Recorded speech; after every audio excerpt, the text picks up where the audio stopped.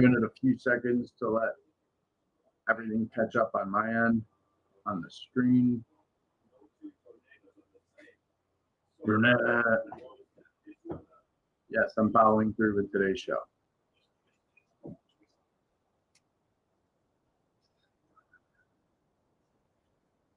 Probably not what you think it's going to be, though.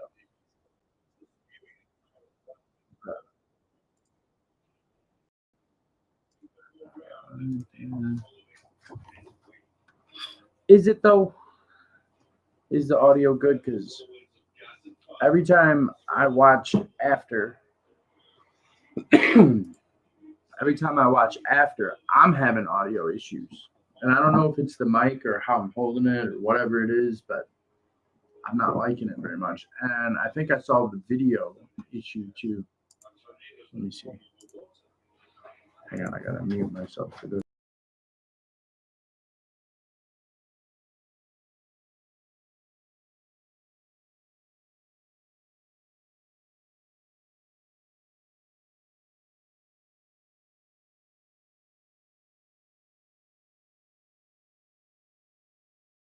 Okay, it would seem that I did solve the video issue too. I had to take it out of the HD. I don't know. It is what it is. Anyway, so yeah, tonight's going to be an interesting show. Usually all my shows, oh, hi, Punchy.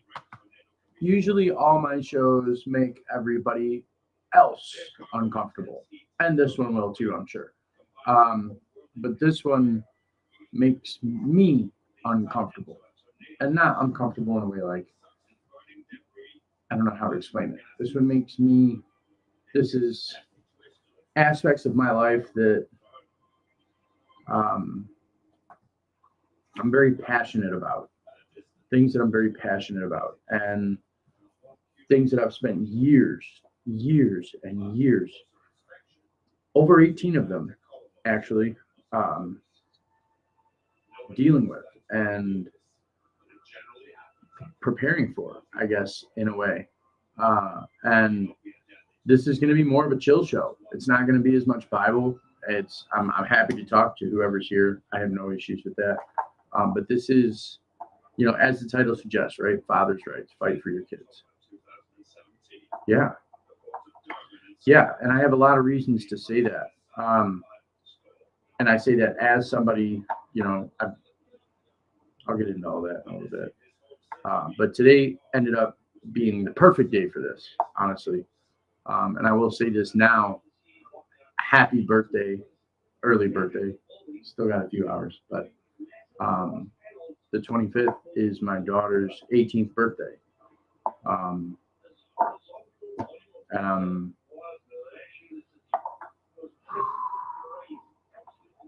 very happy for her and very sad at the same time and very proud. She turned out exactly how I thought she would. There's a lot to that story, and that story is why I'm doing this show tonight. I was going to do this a few weeks ago.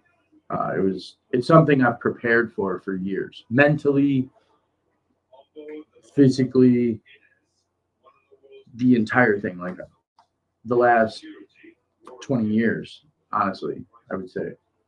A lot of ups and downs, a lot of bumps in the road, but here I am. So tonight's going to be more personal than Bible. Tonight's what put me in the Bible. That's what this is about. So I'm following through with it. I think it's going to be a great show. I hope everybody's having a great day. I know I am. For the first time in years, I weighed in in the 250s. Yes, I'm a big dude. And I was really big for a while there. And a lot of, just is what it is. But I've worked my ass off and I'm really close to 50 pounds gone in the last 90 days. And I've worked my ass off for it. You guys want to know where I've been? That's what I'm doing. I've been mountain biking, I bought a mountain bike, so I've been mountain biking like crazy. I've been riding with my kids, pretty much every day. I thoroughly enjoy that. You know, time with family is something that's really, really, really big to me. And if any of you watch my page, I don't even put fucking a fraction of the shit on Facebook, but my children are what I've invested in. Time, pain, money.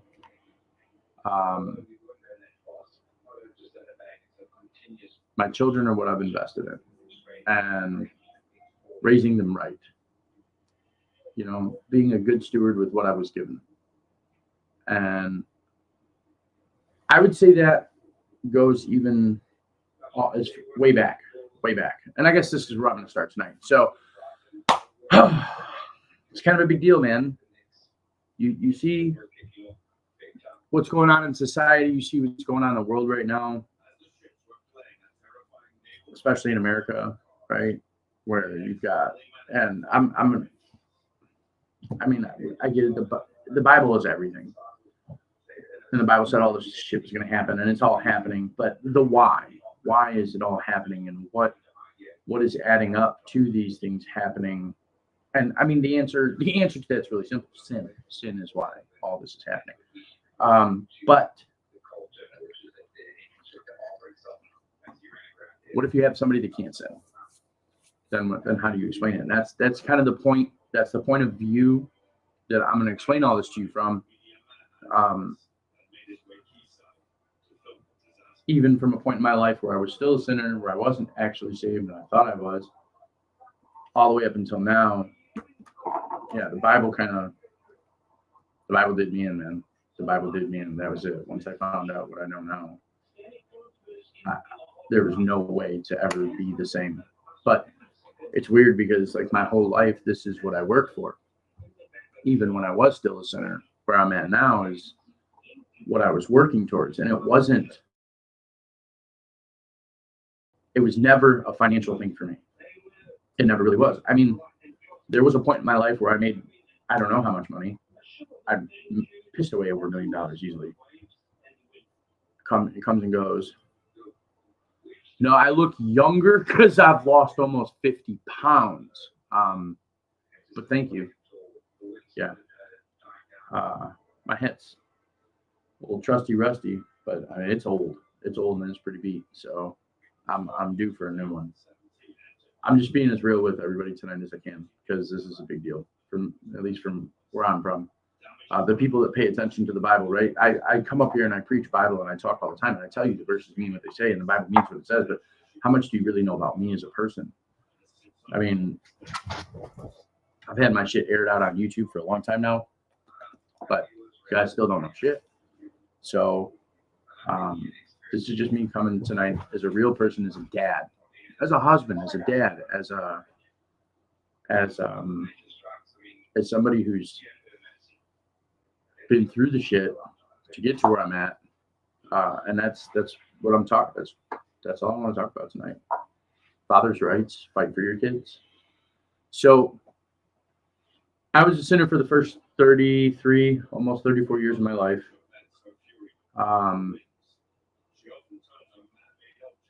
I lived in the cycle that everybody else does: sin, repent, repeat.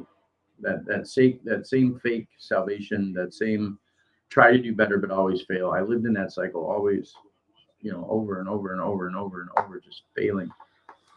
And I failed at everything.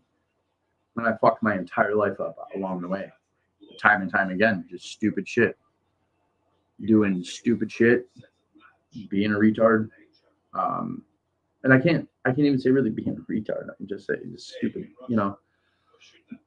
stupid friends, bad choices. I made a lot of bad choices in the people that I trusted. And I want to talk about this tonight because, my only goal, I didn't think I was going to cry tonight. I feel it though. So I grew up without a dad. I had a couple stepdads that tried, but they, my mom's marriages never lasted more than 3 years. Lasted 7 with this Wally guy who was my stepdad for a while, and he taught me a lot of what I know. But the guy was fucking crazy, fucking Looney Tunes, and I ended up getting sent to boot camp because, I was getting big. I was 16. I was getting big, and I was just fucking off, man. I had piss poor choice in friends. I never had anybody show me, though, and I can look back and say, I can say that genuinely. And I don't blame anybody else for anything that happened in my life other than myself. I blame nobody else. Nobody. I don't blame my exes. I don't blame anything. The only person who's responsible for where I sit right now is me. But I don't regret a damn thing. I really don't. I learned the hard way. But there's the reasons why I ended up learning the hard way. I think those are important. I think those are really important, because if you catch it early enough with somebody, you can prevent a lot of it. I'm a firm believer in that. And I think the prevention starts with the father. Starts with the man of the house. And I'm not talking about the houses with two dads. I'm not talking about that kind of shit. I'm talking about like just rudimentary, basic. You're born, you're created. Well, you're created, then you're born into this world, and you're dealt the cards that you're dealt. You don't get to choose the cards you're handed. You're just handed these cards, and you're expected to do the best you can with what you have. And I can say that I think I have done that. There's a lot of things that I lost out on in life. I did not go to college. And I can't say that's a loss. I sit here now and I look at all the sinners who have hundreds of thousands of dollars, and they can go on vacation. It doesn't hurt them. They can put gas in their car and it doesn't affect them. They can go grocery shopping and it doesn't affect them. They can go apply for a job and they'll get it. I don't envy that at all, honestly. I'm happier now than I think I ever would have been had I done it the way the sinners do, right? So I'm very appreciative for the way that I came up as well. I have that introspective ability to where I'm able to look at shit and appreciate what I have, even if what I have is trash to someone else. That doesn't bother me. That's your problem. But I want to make sense out of all this. So I grew up without a dad. Nobody ever taught me shit. By the time I was 7 years old, I was sneaking out of the house with gang members in Carpentersville, running through alleys, doing God only knows what. A lot of horrible shit. I'm not going to talk about it on here. That was at 7. I started smoking cigarettes when I was like 7 or 8 years old. Stealing them from my mom. And just, and I had my little sister. I do not have her anymore. She's 19. To a certain extent, I'm not to blame for that, but there is a certain extent to where I do, because if I would have made the better decisions, she might have made the better decisions. Instead, she followed in my footsteps and she got killed. And it was an accident. So I don't, it was an accident, and I had nothing to do with it. There's this other guy out in Colorado, and just, I wish him the best. It was a fucking accident. But had I made better decisions, I kind of wonder some days. I kind of wonder some days if she'd still be here.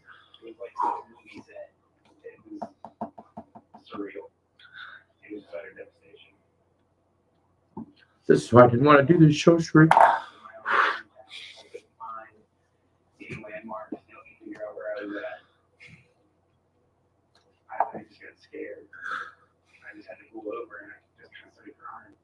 No matter what, I miss her. I wish she could have got to meet her nieces and nephews. I wish I could have got to be an uncle to her and her children. But I thank God every day that I have my brother and his kids. I found him, and I get to be their uncle. I'm actually in the process of finishing my niece's box that I'm building for her. Little jewelry box, keepsake box, whatever. So I grew up without a dad. my sister's dad, I thought was my dad till I was like 11, 12 years old. And then he got drunk one day and told me he wasn't my dad. And he laughed in my face. And I went home.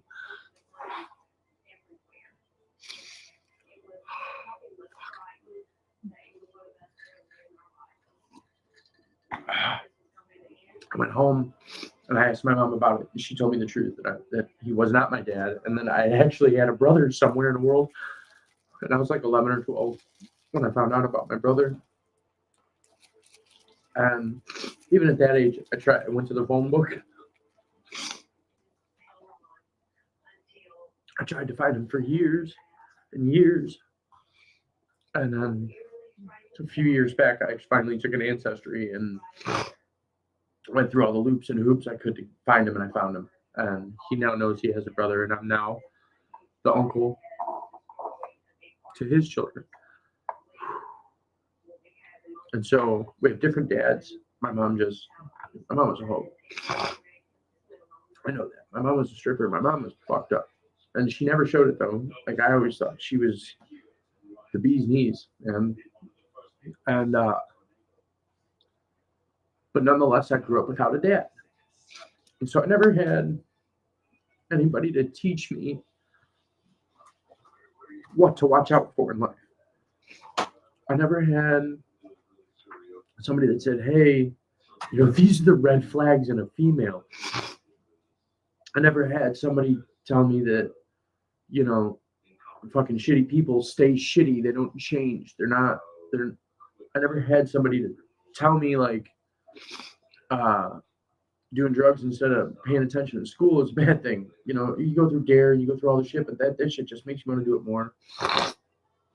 For those of you that don't know what DARE is a drug abuse resistance education program that they put fucking elementary school kids through, thinking it's going to make them not do drugs, when in reality it just makes them want to, and then they grow up and that's what they do. Society's fucked. And I never had anybody show me that. So I had to learn it all on my own. And I learned through trial and error, the hard way, sometimes repeated. My mom wasn't in my life much, but what she was, she didn't know either. She was adopted at birth. She didn't know either. So I don't blame her either. She worked her ass off for me and my sister. And because of that, she was never home. And so all of this, what I'm trying to get to is, when I was in 6th grade health class,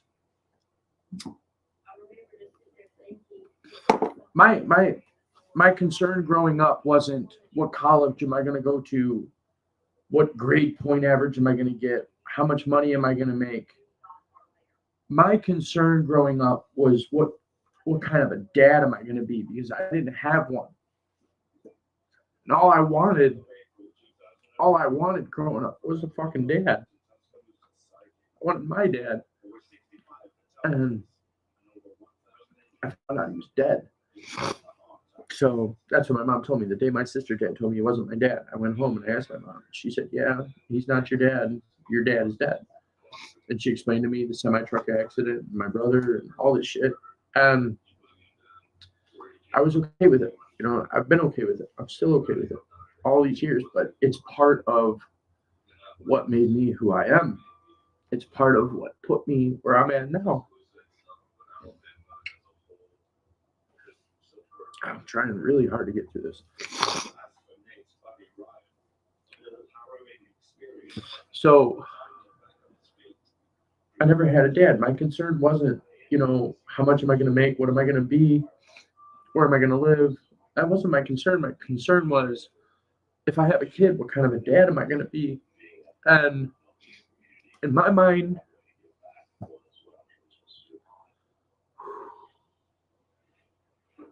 all I ever wanted to be was a good dad. I didn't care about anything else.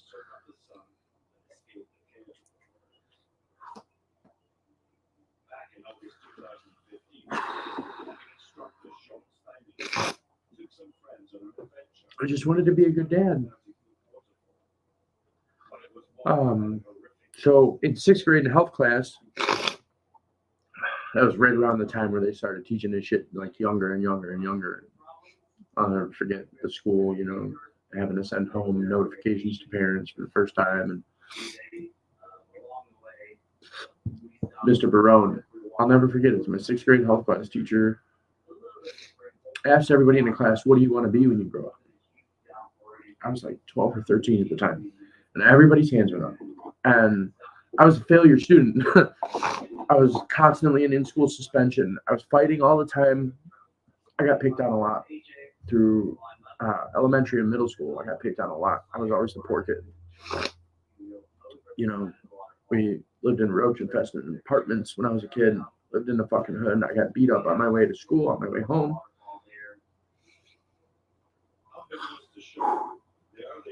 So I was nobody's favorite. That day,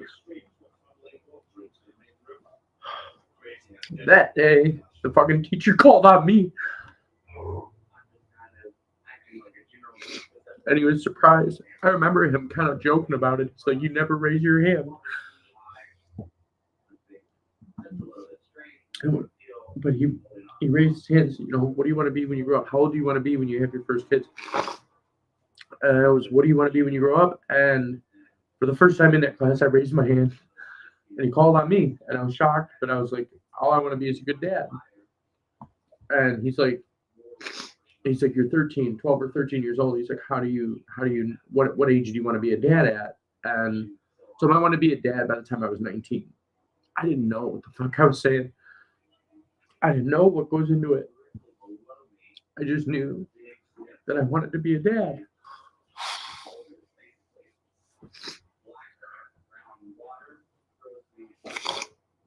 And I wanted to be a good dad. And money didn't matter to me because as a kid without a dad, I can tell you, it doesn't matter. And of course, he brought that up. Well, how are you going to support the kid? How are you going to do this? I said, it didn't matter. I could work at McDonald's. I didn't care. But I just wanted to be a good dad. That was my life goal.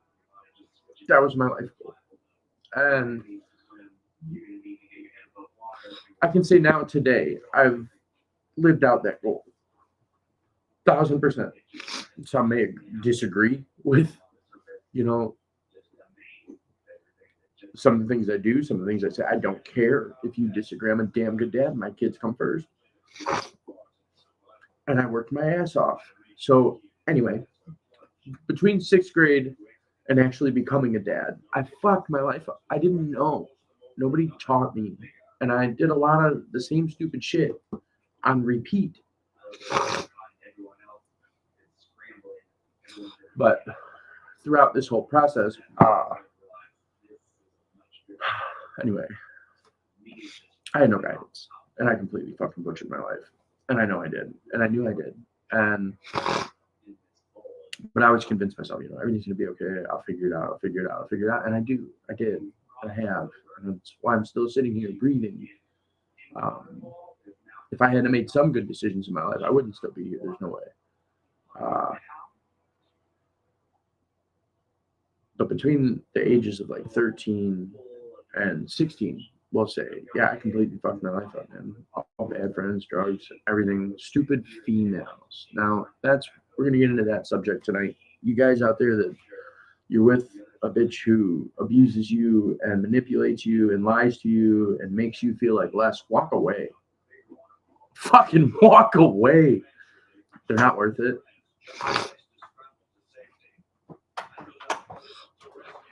They're not worth it. The man is ahead of the woman, not the other way around. And that was probably the hardest lesson I ever had to learn in my life. And I didn't learn that until I was 30-something. So, but anyway, so this posed a lot of problems in my life because not having a dad, my mom not really being involved in my life too much other than she paid the rent and the bills. She was always at work. I came and go when I wanted ever since I was like 8, 9 years old. When I was in trouble, it never fucking lasted. There was no guidance whatsoever. I was 11 years old stealing her car and driving my sister to her friend's house.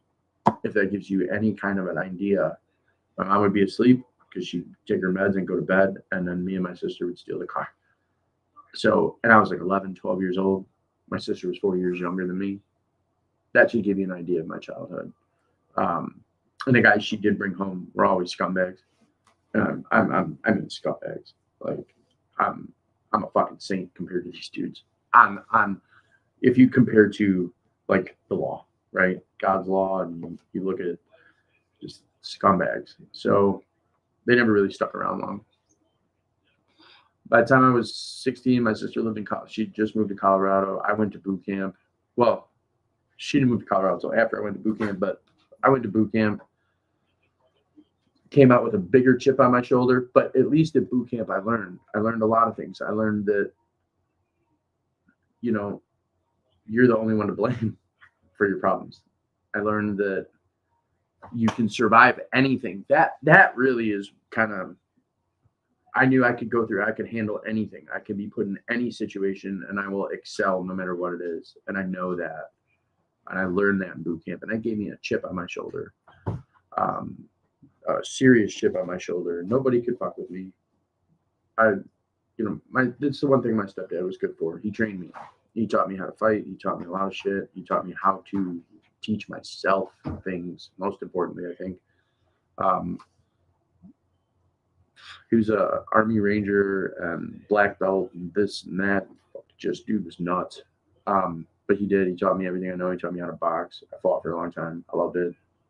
But again, all that added up. Once I got out of boot camp, I just had this huge chip on my shoulder. I felt invincible, and I found out really fast that I wasn't. I tried to enlist in the Marines, went to the Marines. They told me to come back when I was 18. And then by the time I was 18, I'd caught some felonies. I became a convicted felon as an adult at 17 years old. I watched stories today. I watched a story yesterday, actually, about a 17-year-old and a 16-year-old getting pulled over in a stolen car, and both of them had guns. And they were the 17-year-old, and this is in Illinois. This is in Stevenson County, where I live. This happened, and they both got charged as juveniles. That makes me mad, kind of, in a way, because when I was 17, I got charged as an adult, and the rest of my fucking life was ruined. But I didn't see that. I didn't know. I took the plea, went home, and then got through all that shit. And then there's a lot of things I'm not going to talk about how it led up to it, but I ended up going to a party one night, and I met my first wife. I met the mother of my daughter, and I fell in love with her. I think I just fell in love with her looks. She was very pretty. And to this day, she's still very pretty. But looks can be fucking deceiving. And I never had somebody explain that to me. I will say this, though. Her friends warned me. They said, "Bros, it's just going to end bad. It ends bad for everybody." And to this day, she still lives up to that. But I didn't know. And I was, I never had anybody love me back. So when she said she loved me back, I didn't see the red flags. I didn't care. To this day, I still, I don't regret anything. I never had anybody say they love me back. She did. And we ended up getting married after knowing each other for a couple of months. And then she got pregnant. And I was so happy. I was 19 years old.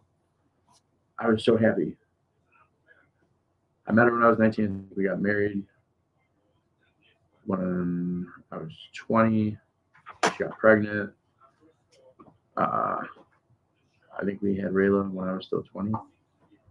But nonetheless, I met her, got married. We were living with my mom on a 72-acre horse farm. Gorgeous. I miss those days sometimes. That just the fresh air in the morning and looking out my window and seeing the horses. We had my daughter. But at that time, I tried to get my life together. I was like, okay, time to pick a career, time to figure this shit out. And I got my semi-truck license. I was able to drive. I did drive for a while, actually, for over a year. I drove semi-trucks. And but semi-trucks have always scared the shit out of me because that's how my dad died. That is legitimately how he died. My mom did not lie to me with that. And I was working, it was an hour and a half drive to work, and I was working 12 hours a day. So I was gone for 18 hours a day, and she just would not do nothing. And then I saw her crazy side. She was 7 months pregnant. She threw herself down the stairs. Threw herself. I had nothing to do. She's like, I don't want to have this baby. And threw herself down the fucking stairs. And that's when my mom had enough. My mom's like, no, yeah, blah. We both went to jail that night. So everybody knows, and the baby was fine. She'd grown up to be beautiful, beautiful young woman. And she wouldn't get a job. She wouldn't work. She wanted everything to be handed to her. And she's crazy. She's fucking absolute batshit crazy. I couldn't do it anymore. I was working too much. And then she made me buy this piece of shit Cobalt. And the straw that broke the camel's back, right? So obviously I grew up poor. And my credit shit. You know, I didn't know anything about any of this. Nobody explained any of this to me. Nobody taught me how to build your credit. I didn't have any influence in my life that was halfway decent whatsoever for fucking anything. So I didn't know. And she got me sucked into this fucking car payment on this Cobalt. It was like $350 a month. And piece of shit LS roll up window. I didn't know anything, you know, whatever. But I was already pissed because I didn't want the Cobalt. I wanted the Volvo S60. And really long story short, it was a straw that broke the camel's back when I could not get financed for her puppy. I went to go work out at my grandma's business. My grandma and grandpa, we had a family business for a long time. We built train parts. Well, I can't say we. It was my grandpa's company, but it's a family business. I could go work there and make money if I wanted to, and then, you know, whatever. So I went there to go work. And while I was gone, this bitch, she went and got her ex-boyfriend to finance her a puppy while we're married, while I'm living at my mom's, while we were living at my mom's. I wasn't home. I didn't know. I came home to this random fucking dog in the house after I already told her no. I said, we can't afford it. We can't do it right now. We're just not doing it. And she went and did it anyway. And at that point, I was like, yeah, no, I'm not doing that. I'm not doing a relationship like that. You're either with me through the hard times or you're not with me at all. And that was the end of the relationship. My daughter had already been born. I was very proud. And I'd already expected. I mean, I already knew the way me and her were fighting. I already knew it was going to be done. And I knew when I was a kid, even when I said I wanted to be a dad, I kind of knew that, you know, I was going to have this happen because that's what happened to my mom. And it's what happened to me and my sister. It's what happened to, you know, everybody that I'd known growing up had pretty much grew up without their dad in the house. Now, I'd accepted that fate kind of as a child, given the circumstances I was brought up in. I wanted to do something different and I wanted to try, and I did. I fucking tried everything with this woman, but it just didn't work. And in the end, we split. And I had visitations with my daughter, and every other weekend I was there, and one night a week if I could, and whatever. I was still working. I was still doing everything I was doing everything I was supposed to do. Life was good. And I had my daughter every other weekend for like a year. That went on, and Melissa was hopping from guy to guy to guy, and I'm sure she's still doing the same shit.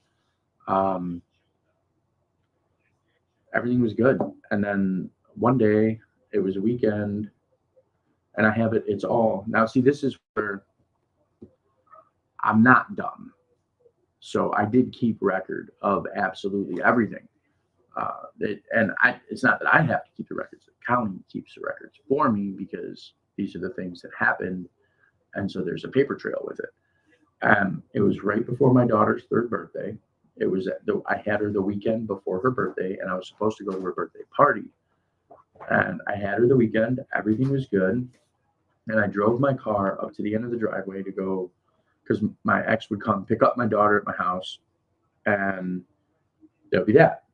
And so I drove my car up to the end of the driveway. We had like a 1/4-mile driveway, all hills. Got to the top of the driveway. She's sitting on my lap. And since we're on private property, right? We're on private farm property. I'd let my daughter sit on my lap and pretend like she was steering as we went up the driveway. She loved it. And my ex pulled up, and I had a can of Coke in the car. Sitting next to me, I had a can of Coke. My ex pulled up, picked up my daughter, left. I drove back down the driveway, and I'm down there for like maybe half an hour. And the police roll up, And I'm like, what the fuck? You know, why are the cops at my house? Cops came to my house, said that my ex said I was drinking and driving. Said I had beer in the car. I went, took the cop to the car, showed him the can of Coke in the car. He went through everything with me and told me, you know, there's no problem. Don't worry about it. Well, I didn't worry about it. And then the next day I got more police at my house. They showed up and they served me with an order of protection, right? Some of you might be familiar with that. And what had happened is my ex called the police on a lie, filed, and there was no arrest. There was no DUI arrest. There was no DCFS because it was a lie. Like the cop knew. And she filed the order of protection right after and said that I was drinking and driving with my daughter in the car, which I wasn't. And then that 2 week, because at first it's a 2 week stay away order. They don't enter the order of protection. It's emergency order of protection. It's good for 2 weeks. And then it expires if you show up to court. And so I had the 2 week order of protection. So that 2 week order of protection, I had to miss my daughter's 3rd birthday.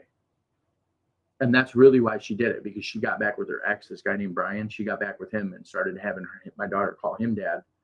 And she got back with her ex. So she filed this bullshit order of protection. Now, here's where I fucked up. I was late to court that day. I showed up like a half an hour after they had already called the case. They granted her the order of protection, the 2-year order of protection. And the judge apologized to me. She's like, I'm sorry, they're already gone. I can't recall it. You're going to have to get a lawyer and do this. And I had no money. I had no money. I had no way. I had no way to get the money. There was nothing I could have done. So, you know, I probably could have worked towards it maybe at the time, but I really couldn't. My life was kind of chaotic. My mom was having to move. A lot of shit was going on. And I just had no money. I didn't have, like, lawyers want thousands of dollars down. I didn't have that. I didn't have that at all. My mom didn't have that. So I wasn't able to fight it. So that day I swallowed my pride and I said, okay, fine, 2 years. I got to go 2 years. I can do 2 years. And those 2 years I worked, I paid my fucking bills as much as I could. I ended up a car accident and some other shit. 2 years go by. I go to court to try and see my daughter. And the judge dropped the order of protection, ordered my ex to do reunification counseling with me and my daughter, and then she never did. And again, I did not have the money to hire a lawyer to go after her. And no matter what I did, I just couldn't get ahead. And in the process, I was obviously, you know, not being able to see my daughter fuck me up. I'm not gonna lie to you. Not being able to see my daughter fuck me up, and that was right around the time my sister got shot and killed too. I was fucked up. You know, I didn't know how to cope. I didn't know how to deal with it. So drinking, drugs, whatever, burying my time and just wasting my time really is what I was doing. Just trying to get by and cope with all of that. You know, emotionally, I was just fucking void. A lot of things happened that year that really hurt. Not being able to see my daughter was just the start. And my sister got shot and killed. That just fucked me up. And, you know, I made a lot of dumb decisions during that time of my life. Not thinking of the down the road. I never expected to live till I was 30 years old, to be real with everyone. I never really expected to live to even see 30. And as time went by, I got my shit together at one point, really together. And I did, you know, after the 2 years, the judge had ordered the counseling so I could see my daughter, and then she never showed up. And then I did finally file my own paperwork for it. But when I went to try to see my daughter, my ex filed on the child support. So, and I wasn't able to pay. I didn't have a good enough job. I didn't have shit. I wasn't able to fucking pay. And because of the arrearages, whatever, my ex would file and just have me locked up. Anytime I tried to see my daughter, and this happened like 3 different times, anytime I tried to see my daughter, I would just go to jail. And once that little routine started happening, I'd already had my son Oliver, and I didn't make the same mistake with him. If I could go back and redo it, I want to say now, because of the gospel, I have no regrets. I really can say I wouldn't redo anything, but if I could redo something, I would fight for my daughter. I would fight for my daughter, because not fighting for her allowed my ex to write the narrative. And but the only reason I was okay with that, like I said, the paper trail was there. And I thought in my mind to this day, I still think that paper trail is the most fucking important thing, because it proves my side. It proves there was never a fucking beer in the car. That bitch lied. There's no arrest for that. That never happened. The order of protection was only because I was late to court. Otherwise, the judge never would have granted it. There's a paper trail showing that I've tried to be in my daughter's life, but every time I tried to be in my daughter's life, my ex just has me locked up for whatever she can find. And I will say that she, in the off season, when I'm not trying to bother her and see my daughter, she doesn't fuck with me for child support. So I was able to go a long time without paying that, so I could get on my feet, which is where I'm at now, and now I'm paying. But now, I could say it's too late. But it's not. It's not. And I did it this way for a reason. So after trying to see my daughter like 3 or 4 times and going to jail for it, I let go. I said, okay, I'm just going to stand back, because the more I fight, if I would have pushed to have her mom locked up for not letting me see her, then she would have seen me as the bad guy anyway. And I didn't want that either. Then, because I didn't know better. I didn't want to be seen as the bad guy in my daughter's eyes. So I figured if I just stay on the sideline till she's old enough to make her own decision, she'll find me. I have her name tattooed on my arm right here every day. It's the first thing I look at. It's the last thing I look at when I go to bed. My son Oliver, he's on this arm. First thing I think about when I wake up, last thing I think about before bed. And it's been this way since the day they were both born. Neither of my exes, I don't think, have their names tattooed on them, but I do. And I look at them every day, all day. And I've waited and waited and waited and waited on my daughter. And retrospectively, I think I did do the right thing in the long run, because I didn't want to be the bad guy, and I didn't want to mess up my ex's life either, because of the shit. She's going through her own shit. She got a new husband. That marriage failed. She's divorced again. I'm guessing she will end up just like her mother, and rightfully so. She fucking deserves every bit of it. But at the end of it all, I can't use the word regret, because I don't regret doing it the way I've done it, because it's not over yet. So all I can say is that I knew the paper trail was there and I could prove my side. So from my perspective, I figured, okay, maybe better to just sit back on my daughter. And then I started going through the same shit for my son, my ex with my son. She's the same fucking crazy shit. I had a horrible taste in women. And my son started doing the same shit, but I didn't let myself make the same mistake that I made with my daughter by not fighting. But at the same token, I still can't call it a mistake, because not fighting is really giving her nothing to hold against me other than the fact that I didn't fight. But if I would have fought, her mom would have gone to jail, and I don't think she wants that either. And I wouldn't want that either, really. I don't want the mother of either of my children in jail, even though they may deserve to be there. They're certainly happy sending me there for no fucking reason. But at the end of the day, I chose to wait. I chose to wait it out until my daughter decided she wanted to talk to me. And I figured in my head, I've got all this, I've got the whole backstory. I've got everything. All the documents are there to prove that this is exactly what happened. Her mom lied. I was barred from her life. And every time I tried to see her, her mom had me locked up.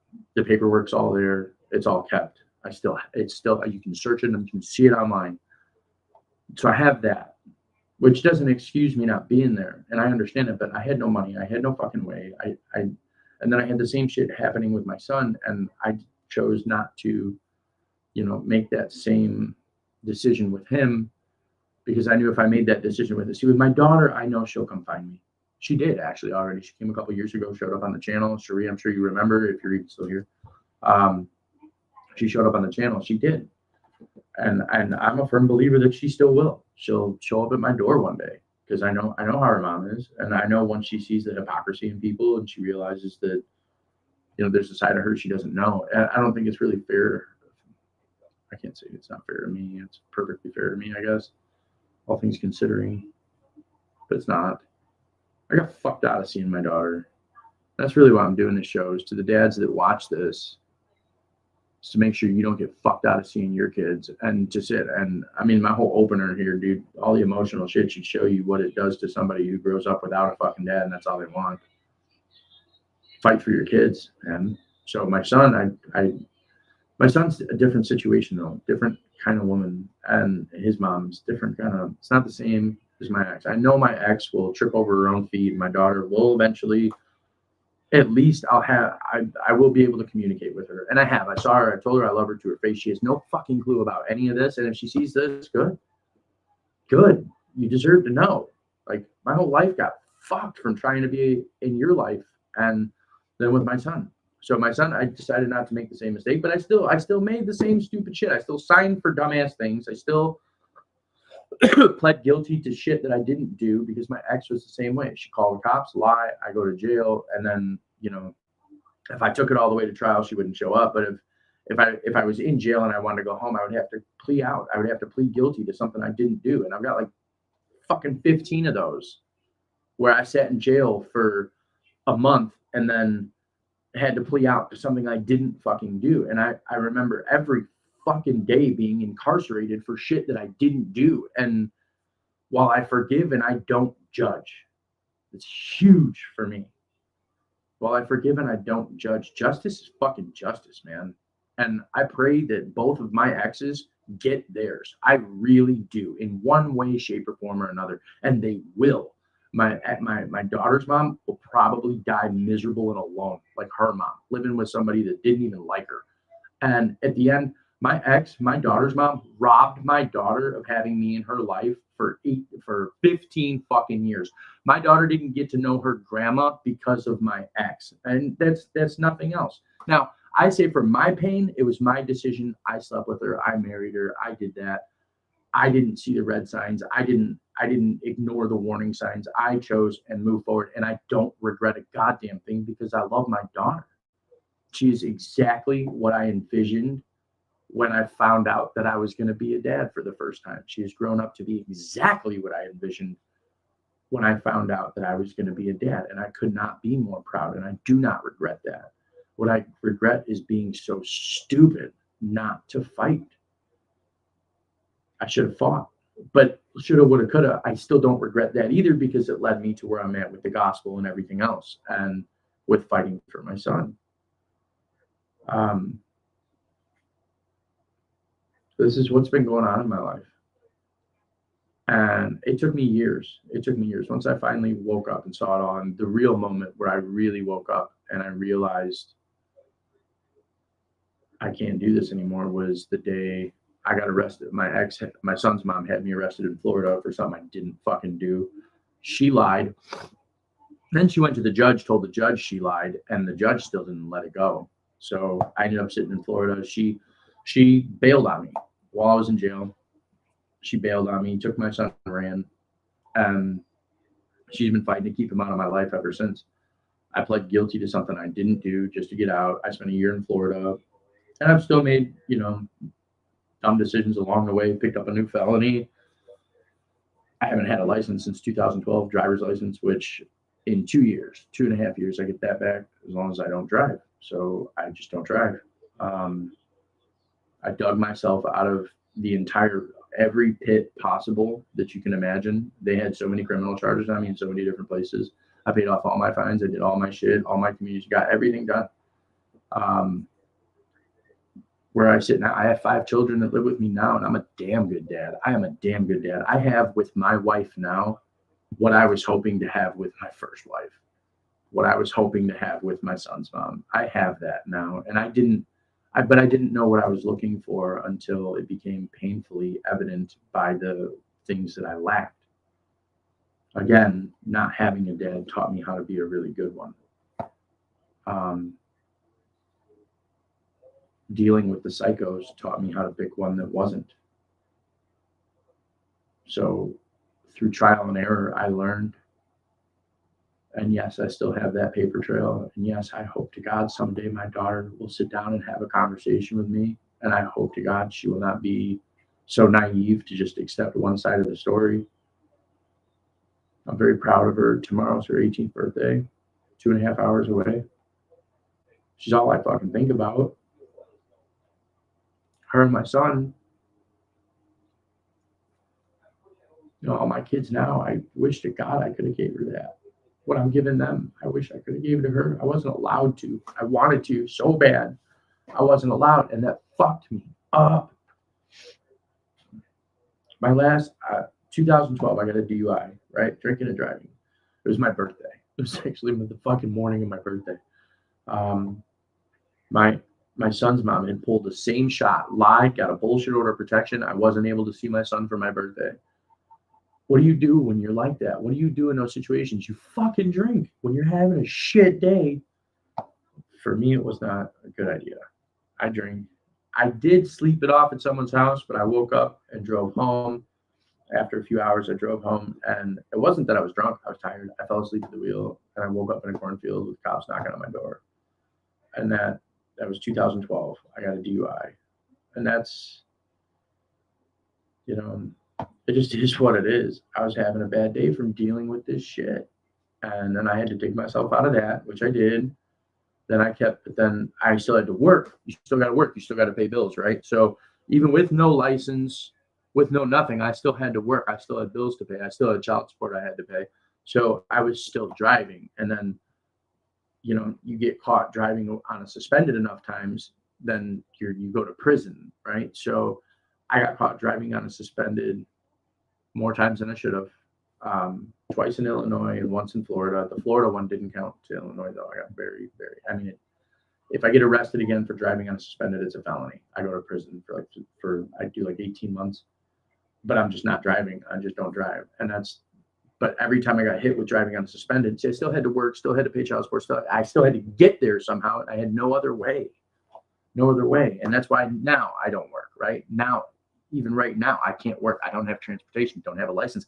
I am not about, my license is only suspended. If I get caught driving on it again, it's revoked, which means I'll never get it back. And then every time I get caught driving, it's like 3 years after that. I think this whole system is bullshit, to be honest with this. But at the end of the day, every time I got caught driving on another suspended, it was another year, then it was 3 years, and then it was a 5-year on top of that. So that's why I don't have my license till 2028. So I can't work. So I had to build something from home. I had to be able to work from home.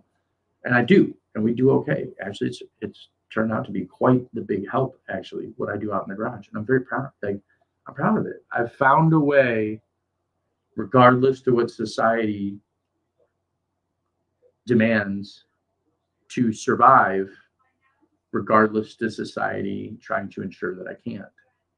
And so that's what I'm saying to people here. There's, at this point in my life, I know there's no excuse. There is no excuse. I have no excuse. What I can say is I have the paper trail for my daughter, so she knows I'm not lying to her. And the sad part about that is her mom has lied to her. Her mom has lied to her entire life. And there's nothing I can do about that. I can't change that. And it's not going to change the facts, just because my daughter may not like hearing that doesn't mean it's going to change what fucking happened. It doesn't mean it's going to change the facts. The facts are the facts, regardless. I'm still growing through because of that shit. And with my son's mom, it's the same shit. Only with my son, it was easier to fight. It was easier to fight my son's mom because my son's mom was also poor, like I was when this all started going down. Her mom helped her out of a lot of shit, but it never got to a point where she had a lawyer. It never really did get to a point where she had a lawyer. My ex did, and my ex did very well for herself. But again, just because you're a paramedic or a firefighter, just because you're a detective or because you did something positive for a career with your life doesn't make you a good person. Just because you do nice things for people doesn't make you a good person. Them skeletons in people's closet, that's what defines who you are. I don't have any skeletons in the closet. All my skeletons are out in the open. You can fucking search all my shit online. I don't care. The skeletons in people's closet, those are what define the person. And what my ex did to me in regards to my daughter, while I forgive and I don't judge, I pray every bit of vengeance from God for that. I really do, because she didn't just hurt me. She hurt my mom. She hurt my daughter. She hurt my sister. My ex knows. My ex will remember that shit. And she won't face me. She won't talk to me. Her dad tried to offer me money to sign off my fucking rights to her as a parent. I told him to go to hell. I said I'd rather be in prison every day for the rest of my life than never do that. And I never will. I'll never sign over my rights. I will never tell her that I didn't love her. I will never tell her that this wasn't what it is, because it is what it is. I wanted to be a part of her life every fucking day since the day she was born. And I was banned from it. And I did not allow that same shit to be, that same thing to happen to me. I did not allow that to happen with my son. To my daughter, for that, I'm sorry. And to my son, I learned from the experiences in my life, and that's why I'm doing it for you. That's why I'm fighting for my son. And he deserves it. He fucking, neither one of them should grow up without a dad. It's not fair to them. It's not fair to them at all. And to everybody watching, if you're a dad, it's not fair to your kids either. Don't make your kids grow up without a dad. Don't do it. Fight for your kids. I'm fighting for my son now. We're about 20 grand in with one lawyer, 5 grand, 6 grand in with the other. And the truth came out. The truth is out. The truth is now out. And that's going to be a problem for my ex. It's a problem. It's a fucking problem. And it's a problem I'm tired of dealing with. I'm really tired of dealing with it. I'm tired of the fucking issues. If my son was with me, there just would be no issues. It's that simple. And that's just what it is. That's what, and at the end, that's what I hope it's going to be. It's what it should be. But I worked my fucking ass off to dig myself out of my hole. And I may not be that far out of I mean, we're still paycheck to paycheck. But at the end of the day, I can say I'm a damn good dad. And I can't say I even all things considered, I think I did the right thing with my daughter, because I didn't want to be the bad guy. And even now, she may hold this, I may be the bad guy to her now, but there's nothing to stand that on. I wanted to be in her life. I wanted to be there every day. I wasn't allowed. I'm not the one avoiding it. I wasn't the one that didn't call to schedule the thing. It is what it is. Hopefully I have a good long life left, and hopefully we'll cross paths. It's not going to change the facts, though, and I'm not going to entertain anything else other than what I can prove on paper, because what I can prove on paper is exactly the story I just told you. And I have another son. His name is Noah. He lives with me now. He's been in my arms every day, all day, since the day he was born.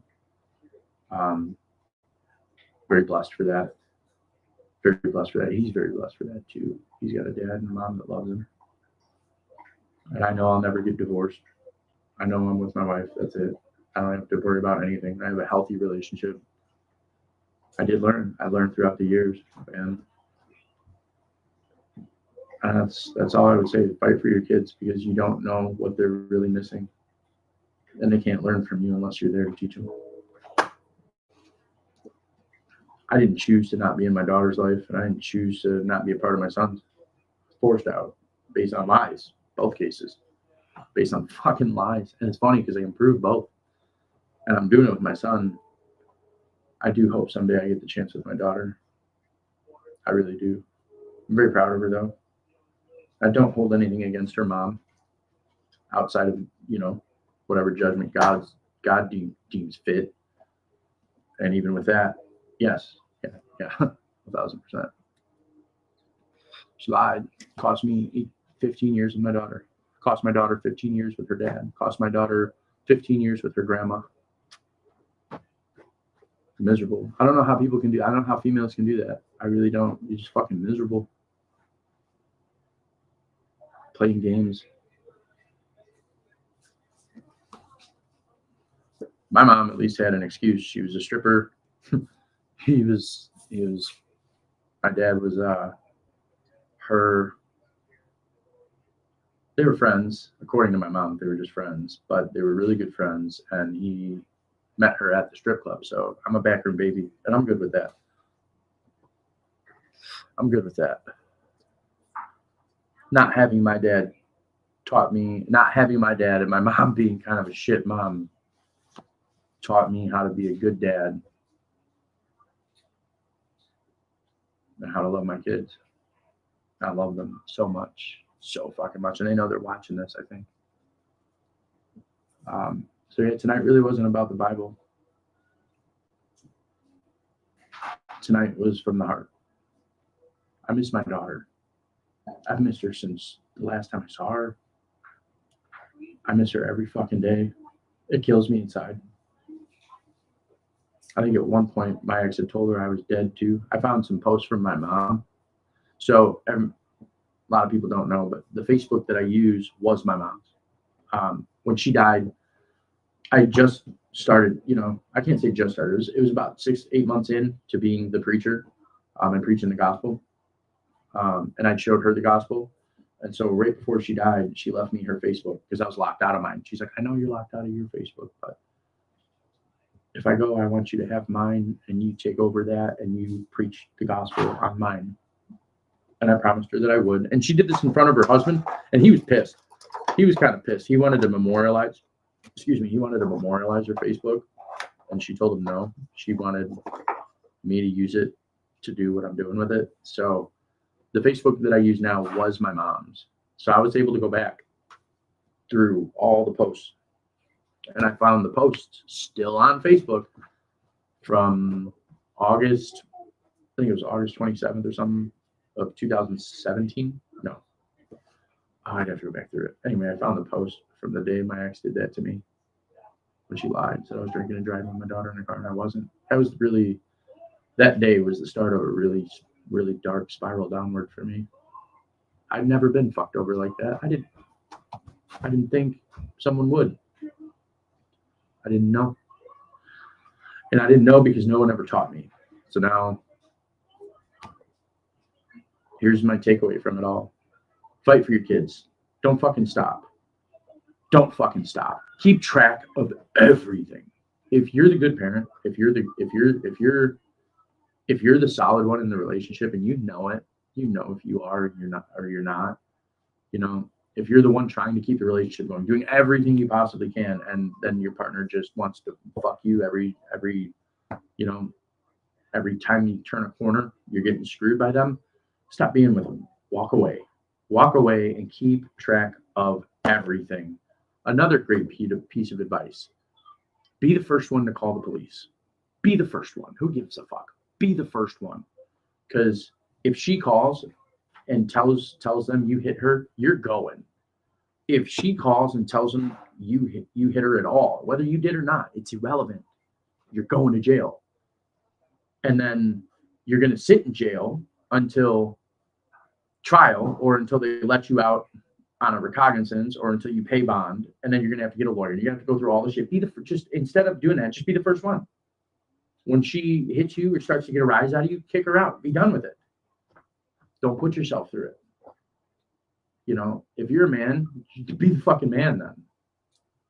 Don't beg to stay with a bitch that don't want to be with you. I'm going to tell you that right now. That's number one lesson I learned in life. Don't beg. Don't beg. Don't beg. Don't give a fuck. That's really your best answer. Just don't give a fuck.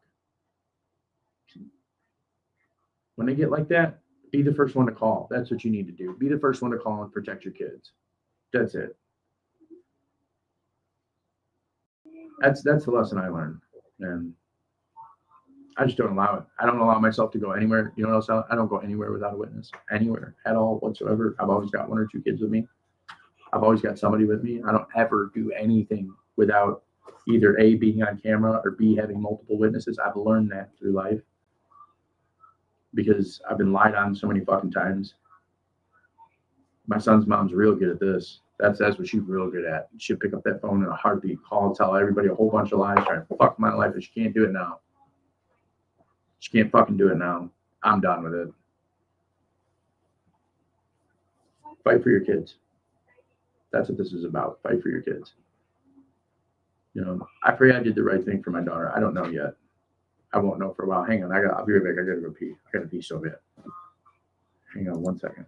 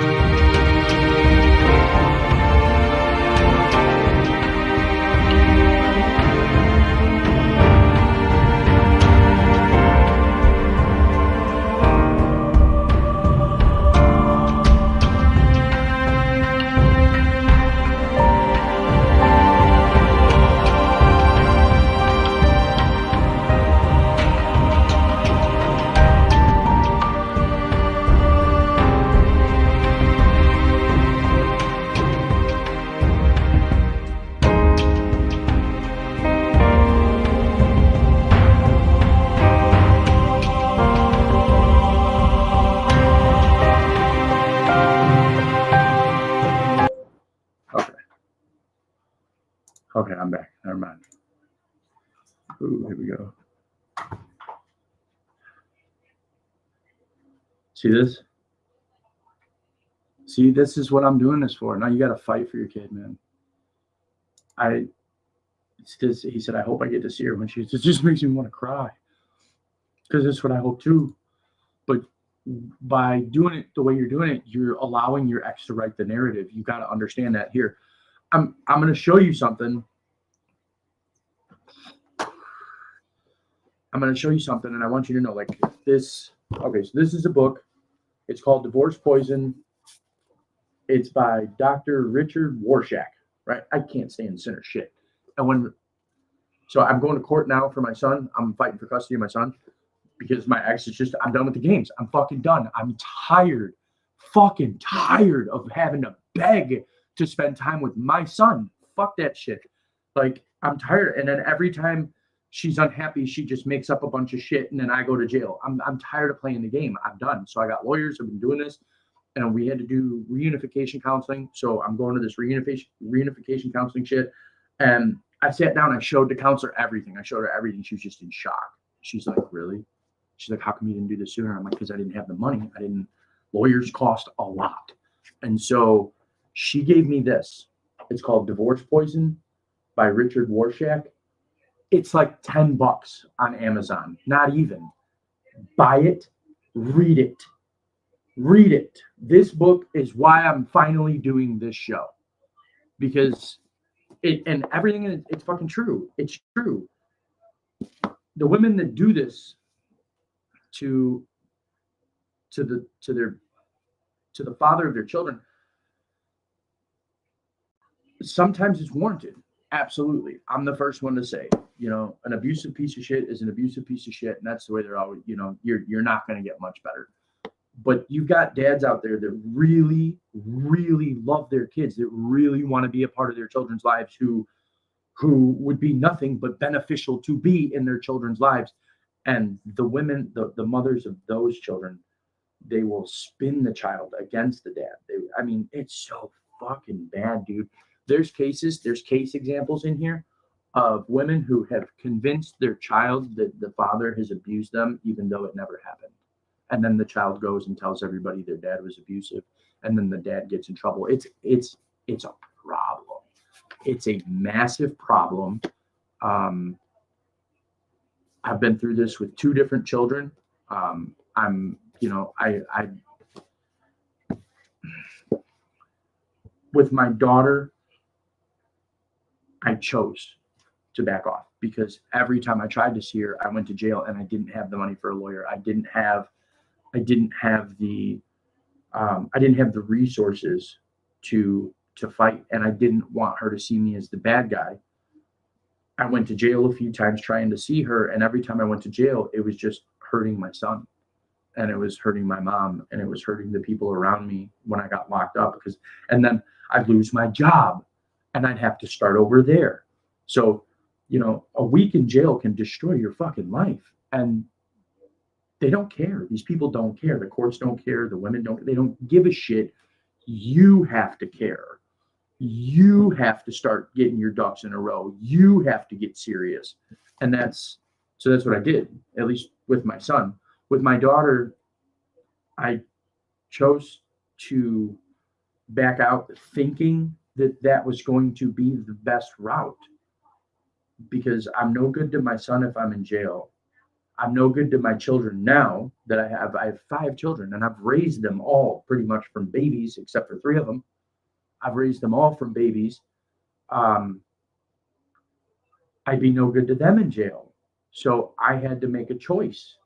You know, if I fight for my daughter, I'm going to jail for not paying child support. And then there's that, right? Like, I can get out of that if I pay, but I haven't. This is the first time in my life I've been in I can't say it's the first time in my life. I can say it's the first time in a very long time in my life I've been in a position to where I'm actually able to. And I am actually able, and I am actually paying. And so it's going to take a long time to pay off the arrearages, the debt, but it's going to. I know it's going to. I'm not going to stop until it is. I intend on utilizing every other resource and every other bit of knowledge that I've picked up along the way in fixing my credit and doing all the things that so many people take for granted. I guess that's what I'm getting at, right? So many people take that shit for granted. Someone like me, I don't. I have to fight tooth and nail, blood, sweat, and tears every step of the way. I knew, just like when I knew 3 months ago it was time to lose the weight, and I said, okay, I knew what that took because I've been to boot camp. I've lost over 80 pounds a couple times in my life. I've had to do it where, you know, I just stopped giving a shit and I started eating a lot, drinking a lot, and I get fat, and then, you know, I get sick of it, and then I know the discipline it takes to do that. So I was prepared for that when I stood up. You know, it's the same thing. I prepared to fight for my son, and that's what I'm doing. And I prepared for that based on the things that I did not do with my daughter. I know when I read this, and I realized maybe it was a mistake for me to just sit back and let my daughter come to me. You know, this tells you don't do that. I'm going to tell you don't do that. My situation is different though, because I really do have the entire history on paper. All the lies her mom told, it's all on paper. Me getting screwed out of being a part of her life, it's all on paper. So for me, like, I don't know if I made the right decision yet or not. I guess I'm not going to know for a while. But for me, it also, you know, there's an opposite coin to this sign for the Bible, for opposite side to this coin, because of the Bible, for me in a way, because I know that no matter what I do, my daughter's saved, because I am. Because I'm a real believer, my daughter's going with me. It doesn't matter. So she could skip seeing me for the rest of her life, but the minute Jesus comes back and takes us, she's with me. She will never see her mother again. And I know that. Because that's what the Bible says. So, and whoever sins is not saved. It doesn't matter who you are. So I know the shoes that her mom's walking around in, and that's why I don't hold any grudges against her, because in the end I do win. I fucking win it all, and I know that. But here in this life, it hurts me that my daughter had to go through that without me. And yeah, while I can blame the mom for doing what she did, I can still, you know, I still look at myself and say, maybe I could have changed. I did. I tried everything I could though. So I can't, it's hard for me to feel bad because I really did try. I gave it my all. And every time I gave it my all, I just ended up in jail. And that's how the system works, right? You guys see it. Charlie Kirk talked about this shit. Everybody talks about this shit, how the system set up in this country is to destroy the nuclear family. It incentivizes women for divorce because they get paid if they do. So they're quick to ditch their man and move on to the next. And that's why they end up with so many baby daddies, and they're collecting all these checks.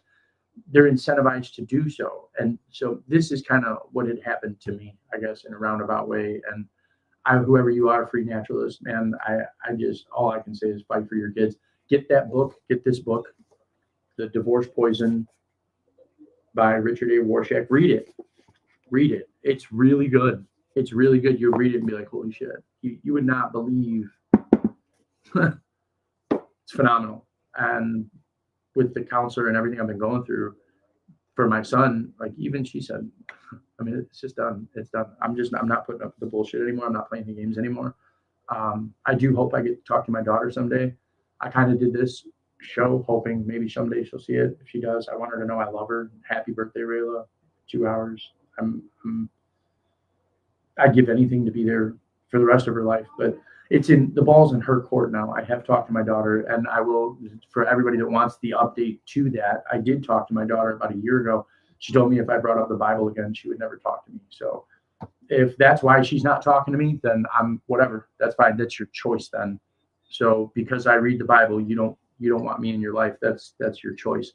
And because I want to show it to you, you don't want me in your life. That's fine. That's petty as fuck. That's immature as shit, but that's fine. If that's what she chooses, then that's fine. I have no right, because of my decisions, because of the life I've lived, I have no right to tell her otherwise. I can just tell her that I love her, and I don't, I hope someday she can sit at the table with me and have a real conversation and actually hear someone else's opinion except her own. But I love her to death. I couldn't be more proud as a dad. I mean, I did the best I could with what I had. I got fucked. And that's why I'm doing this, so other guys that are out there that may or may not be like me or in the shoes that I'm in, so you don't get fucked or don't allow yourself. They're going to try. I mean, they're going to try and fuck you over. That's what they do. That's why they're exes. That's what they do. And I mean, the biggest piece of advice I would ever give you, though, is don't get into a relationship with somebody that isn't capable of being in one. Look for the red flags, find them, and listen to them. It really, ultimately, it's on the man. It's on the man. I used to blame everybody for everything, but at the end of the day, it's on you. It's on you, just like it's all on me. I'm good with the way things have turned out. I've moved milestones, and it's just going to keep going. 2 years, I got my license back. Then I got my career back. Once I got my career back, that's over. It's fucking over from there, because that's like $75,000 a year to start, maybe more, usually more, and then I just go up from there, because I'm not going to stop. I'll be able to retire in like 15 years with the plan I have. So, if not sooner, hopefully. That's not really what it's about, though. And like I said in the beginning of this, it's never been about money for me. For me, it's been about being a good dad, and I've done that. I've achieved that, and I'm doing that. I'm doing that. I've court October 2nd for that, and I'm not going to stop. I am a damn good dad. My kids deserve to have me in their life. I listened to that bullshit from my exes for so long. And it's all bullshit. You deserve to be in your kids' lives. It's the law. Actually, in a lot of states, it's the fucking law. They have to listen to it. But you got to fight for it. And that's what this is about. Father's rights. You have rights. Fight for your kids. But if you're a piece of shit, at least be able to fucking look on the inside and know, I can look on the inside and I know my kids would have all been better off had I just been in their lives. I can say that with a straight face. Even with all my bullshit, all things considering, my kids would have been better off if I'd have been in their lives more. But circumstances, I get it happens to everybody, and justice system isn't always fair. And women damn sure don't play. They don't fight by the rules. They play dirty, and you need to expect that, and you need to understand that when it gets down to that, then it may not be your fault. That's fine. It may not be your fault, but you're still the one to blame. You're still going to be the one that has to take the responsibility and step up. You're still going to be the one that has to put in the legwork. You're still going to be the one that has to do the fighting. And if you don't, I hope you have your ducks in a row. Just like my situation, I have my ducks in a row. After going to jail 3 times trying to see my daughter, I was able to step back and say, okay, I hope she finds me later in life. I'm sure she will. There is a whole other side, and I can prove that using fucking physical court documents. Most people can't. Most people can't do that. So you don't have any reasoning why you're not in your kid's life. And if that's the case, then it's you. You're the problem.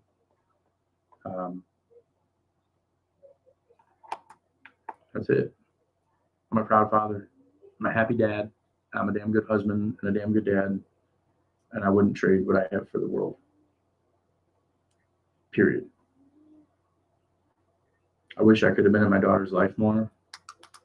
I did try as hard as I could the times that I did. Filing court papers now, it's pointless because she turns 18 in 2 hours. So it really is on her now. And I can just hope. I'm a believer, so I can actually pray. And I know God will hear me. I just hope that Brayla won't completely rule me out. Every side has two stories. You got to let the second side be told. And even if you don't like it, you got to hear it. Facts are facts, man. The facts aren't going to change. So with that, I'm going to wrap this up. Cherie, I made it through. Holy shit, I can't believe I made it through.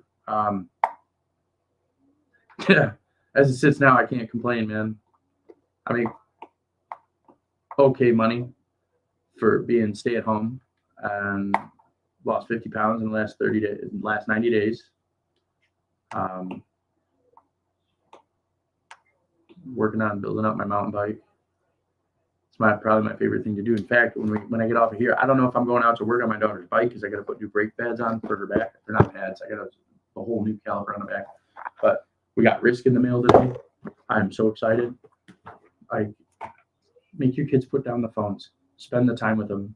That's always something that I can't stand going in public and I watch parents not pay attention to their kids and their kids are running around acting fools and they're just on their phone. It just makes me want to fucking slam the phone down, knock it out of their hand, tell them wake the fuck up. It's not going to help though, but I would strongly suggest put down the phones, pick up your kids.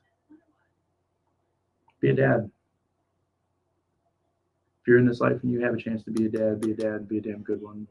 It's all I ever wanted in my life was to be a good dad. And I think I am. Now, my daughter might say otherwise, but my daughter doesn't know the other side. My daughter doesn't know my side. And even this isn't the whole, I mean, it is, as far as how that happened, this was the whole shebang. But she doesn't know my story. And it's not fair to me for her to make an assumption without hearing it. I don't think, anyway. I got fucked out of being in her life.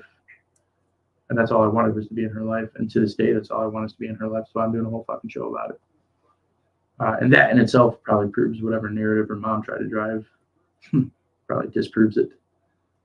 And it should. I've wanted to be in my daughter's life her entire life.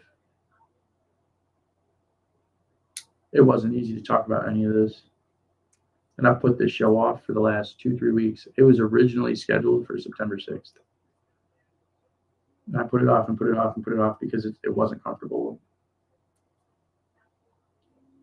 But I'm doing the fucking best I can. And I love my daughter and I love my son. And I love my children that I have now live with me. 5 of them.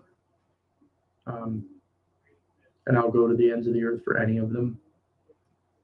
My daughter's story it's a little different. I had to step back, otherwise I wasn't going to be able to do this for my son. And I trusted God with her. I trust him with her. I know, but I have the history with it. Like I have the history documented by the fucking courts to prove my side of it. So your mom can say whatever she wants. At the end of the day, her mom's the reason I haven't been in her life. The real root cause. You want to know why I wasn't in your life, Rayla? You need to not look further than your mother. But I love you and I don't judge her. It is what it is. 15 years. Hopefully there's many more.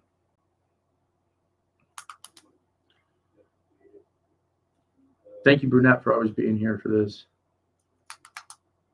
Oh shit, it's Billy Bulldozer. Cool. I mean, that's my story, man. My kids are my life. We just did fucking like 10, 12 miles worth of bike riding last night. About to go play some Risk now. Fight for your kids. Be in their lives. Put down the phones. Pick up your children. I can't stress that enough.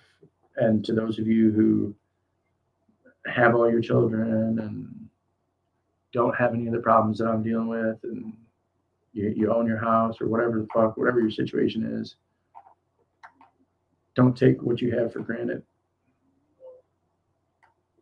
Don't ever do it. You'd be surprised how fast shit can just disappear. I love y'all. I salute the brethren. Proverbs chapter 1, verse 5. A wise man will hear and will increase learning, and a man of understanding shall attain unto wise counsels. True statement. I love y'all. Enjoy your night. Oh, and after this, we'll be live a lot more. Now that this is finally off the shoulders, it'll be a hell of a lot easier for me to do lives now. I love y'all. Happy birthday, Rayla. I miss you.